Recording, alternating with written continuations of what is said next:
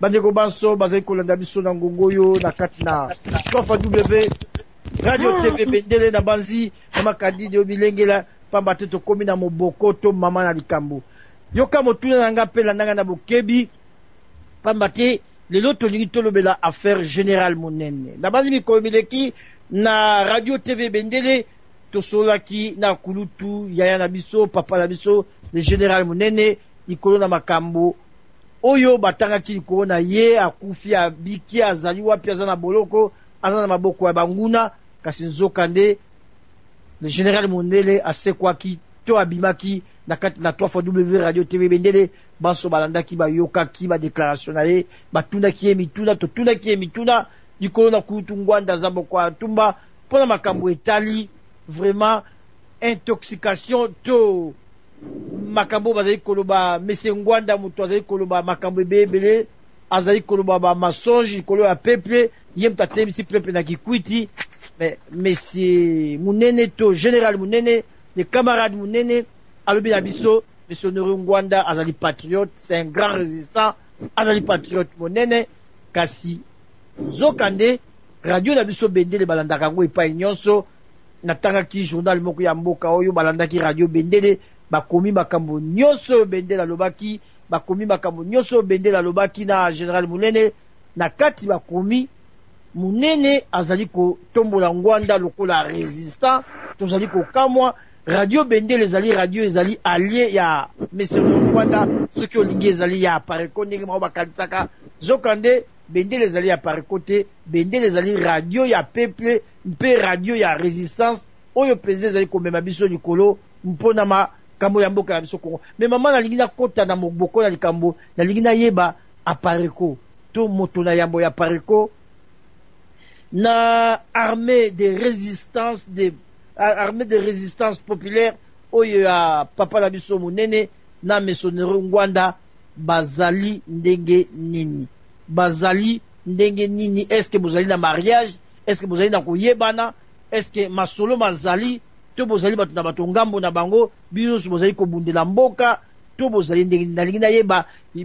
apareko mpe na armée de résistance populaire bozali ndenge nini est-ce que mariage ezali est-ce que monsieur Honoré Ngwanda na le général Munene est-ce que masolo mazali etanke bana mboka est-ce que mariage ezali etanke bana mboka bongo tokoto lisuda mama na likambo na mituna ebele likolo na général Munene malobo mboka yo mama Candido Keke. Merci papa Libita. Mais question na zo mituna nabi nayebi ke batu mingi baza ko se poser cette question mais je me rappelle l'heure il y a 5 ans pratiquement l'heure na congrès à Pareko il y a quelque chose que j'avais dit beaucoup de gens l'ont entendu na tunaki na lobi pona nini bato bazoninga kosala ba congolais mabe baza capable ya kovanda ensemble pona kosala ba plan na bango mabe et bongo biso to lobi que to lingi to sikola Congo to lingi to batela bana Congo to za capable ya ko se mettre ensemble te.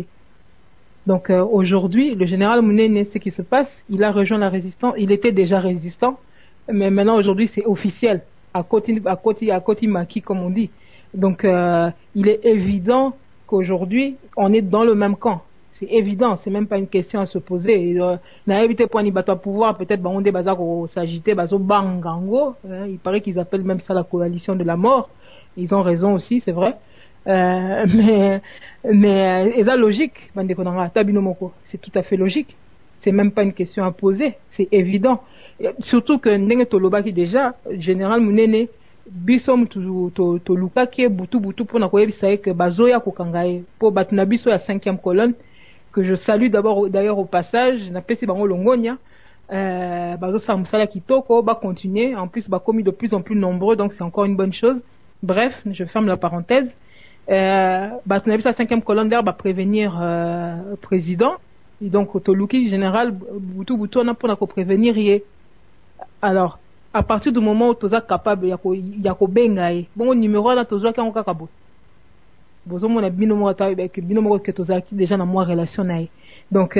on l'a prévenu effectivement pour à Kima mais effectivement ils ont pas pu mettre la main sur lui. Aujourd'hui il est dans la résistance officiellement, les relations avec le président sont excellentes comme qui dirait.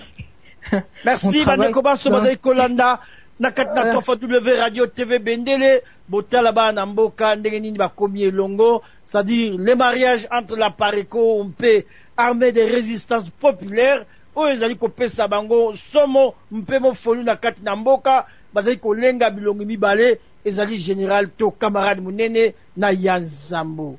Bandeko Yanzambo numéro 10, ndeko na biso général munene numéro 9 et qui va marquer le premier but bako beta vraiment na combinaison makasi pote lobby Congo na biso ezonga na maboko na biso bato nyonso nde bozali kokanisa bolobaki libita tolingi otuna motunana tolingi toyeba est-ce que général munene azali na ngambo na ye mesengwa te munene égal mesengwanda mesengwanda égal munene bana nyonso ya résistance tozali liboki soko yebite yo za na résistance yeba tozali sika moko na général munene mpe ozali sika moko na mesonoro ngwanda mpe ozali na ba résistant nyonso oyo babengi bazali ba résistant yango bandeko bomonaki mikolo mileki ba radio ekangamaki ba radio ya résistance ekangamaki mpona koloba na bato te tozali elongo tozali bana ya ndako moko lelo na bazi bandeko nyonso bazalaki mituna mpo bayeba mesonori ngwanda mpe le général munene bazali esika moko na etumbo oyo tozali kobunda na bango elongo mpo lobi tosikola mboka bato ya gouvernement ya occupation mpe bato bazali kozela bayeba lelo ezali officiel oyo azali kolobela biso ezali penza mama na biso Candido Keke oyo penza azali penza na poste monene conseillère principale s'il vous plaît chargé des relations publiques, de la mobilisation et de la planification au sein du cabinet de Yanzambo. Nabazi ezali n'importe qui te ezali officiel tozali koyebisa bino bandeko batata mama bandeko nabazi na kozonga la du cité bosi boyebi ndenge nini makambo ezali kotambola lelo entre la Pareco na armée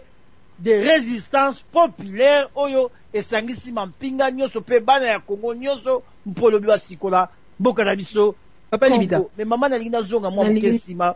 lelo bino banso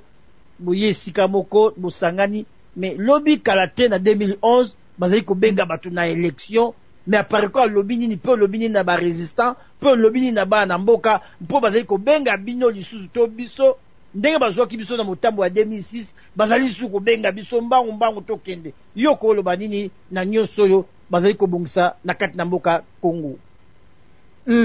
Là-dessus, bon, justement, comme on parlait du papa général Munene, à l'obake loko moko na sepela ki nango na intervention na sepela nango mingi na intervention na la dernière fois, à l'obi soki sani eza salité, soko lingoli o skola na sani avant que no chablo ya kolia na kati. Hein?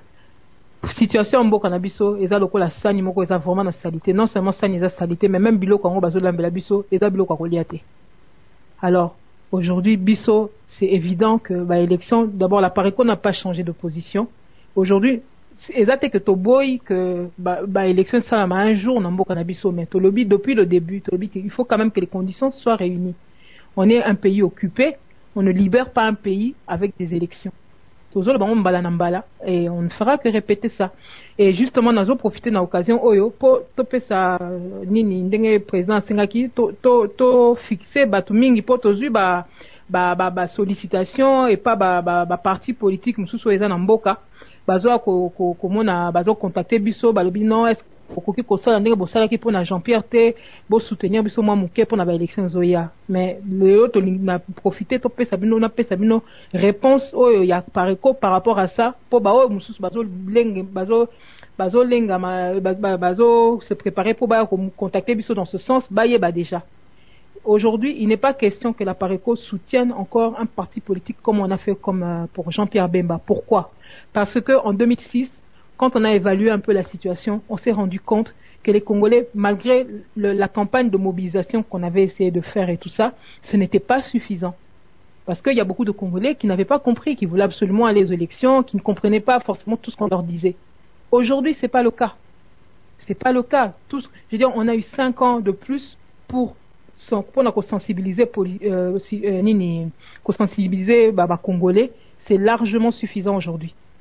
Comme étant ami peut-être que Batnios va comprendre Makamounio Moko, il y en a qui ne comprendront peut-être jamais tout de suite. Comme il dit